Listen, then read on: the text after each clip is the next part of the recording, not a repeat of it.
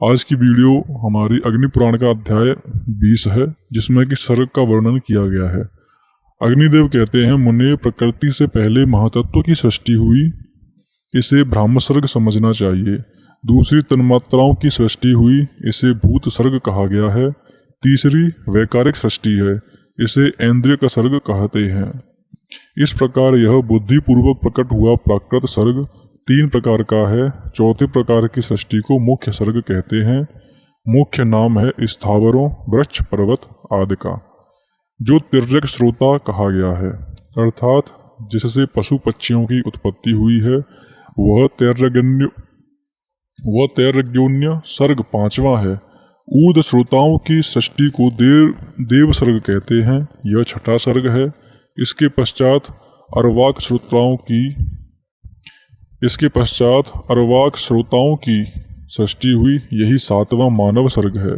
8वां अनुग्रह सर्ग है, जो सात्विक और तामस भी है। ये अंत वाले 5 वैकृत सर्ग हैं और आरंभ के 3 प्राकृत सर्ग कहे गए हैं। प्राकृत और वैकृत सर्ग तथा 90 प्रकार का कौमार्ग सर्ग, ये कुल 9 सर्ग ब्रह्मा जी से प्रकट हुए, जो इस जगत के मूल कारण हैं। ख्याति आदि दक्ष कन्याओं से भृगु आदि महर्षियों ने ब्याह किया।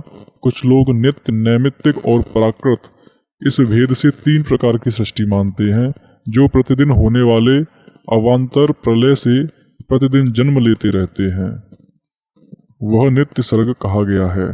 भृगु से उनकी पत्नी ख्याति ने धाता विधाता नामक 2 देवताओं को जन्म दिया तथा लक्ष्मी नाम की कन्या भी उत्पन्न की, जो भगवान विष्णु की पत्नी हुई। इंद्र ने अपने अभ्युदय के लिए इन्हीं का स्तवन किया था। धाता और विधाता के क्रमशः प्राण और मकुंड नामक 2 पुत्र हुए। मकुंड से मार्कंडेय का जन्म हुआ, उनसे वेदसरा उत्पन्न हुए। मरीचि के संभूति के गर्भ से पौर्णमास नामक पुत्र हुआ और अंगिरा के स्मृति के गर्भ से अनेक पुत्र तथा सिनी वाली कुहू, राका और अनुमति नामक 4 कन्याएं हुईं। अत्रि के अंश से अनुसुईया ने सोम, दुर्वासा और दत्तात्रेय नामक पुत्रों को जन्म दिया। इनमें दत्तात्रेय महान योगी थे। पुलस्त्य मुनि की पत्नी प्रीति के गर्भ से दत्तोली नामक पुत्र उत्पन्न हुआ।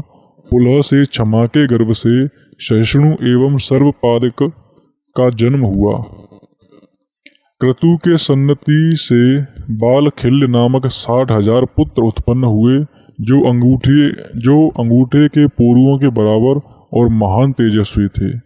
वशिष्ठ से ऊर्जा के गर्भ से राजा गात्र, ऊर्ध्वबाहु, सवन, अनग, शुक्र और सुतपा, ये 7 ऋषि प्रकट हुए।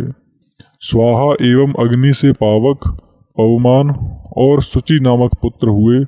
इसी प्रकार अज से अग्निश्वात, बहिर्षद, अनग्री एवं साग्री पितर हुए। पितरों से सुधा के गर्भ से मैना और वैधारणी नामक 2 कन्याएं हुई। अधर्म की पत्नी हिंसा हुई, उन दोनों से अमृत नामक पुत्र और निकृति नामक कन्या की उत्पत्ति हुई। इन दोनों ने परस्पर विवाह किया और इनसे भय तथा नरक का जन्म हुआ। क्रमशः माया और वेदना इनकी पत्नियां हुई। इनमें से माया ने भय के संपर्क से समस्त प्राणियों के प्राण लेने वाले मृत्यु को जन्म दिया और वेदना ने नरक के संयोग से दुख नामक पुत्र उत्पन्न किया। इसके पश्चात मृत्यु से व्याधि, जरा, शोक, तृष्णा और क्रोध की उत्पत्ति हुई। ब्रह्मा जी से एक रोता हुआ पुत्र हुआ, जो रुदन करने के कारण रुद्र नाम से प्रसिद्ध हुआ तथा हे द्विज, उन पितामह ब्रह्मा जी ने उसे भव, सर्व, ईशान, पशुपति, भीम, उग्र और महादेव आदि नामों से पुकारा। रुद्र की पत्नी सती ने अपने पिता दक्ष पर कोप करने के कारण देह त्याग किया और हिमवान की कन्या रूप में प्रकट होकर पुनः वे शंकर जी की ही धर्मपत्नी हुई।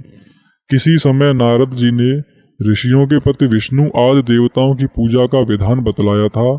स्नानाद पूर्वक की जाने वाली उन पूजाओं का विधिवत अनुष्ठान करके स्वयंभू मनु आदि ने भोग और मोक्ष दोनों प्राप्त किए थे।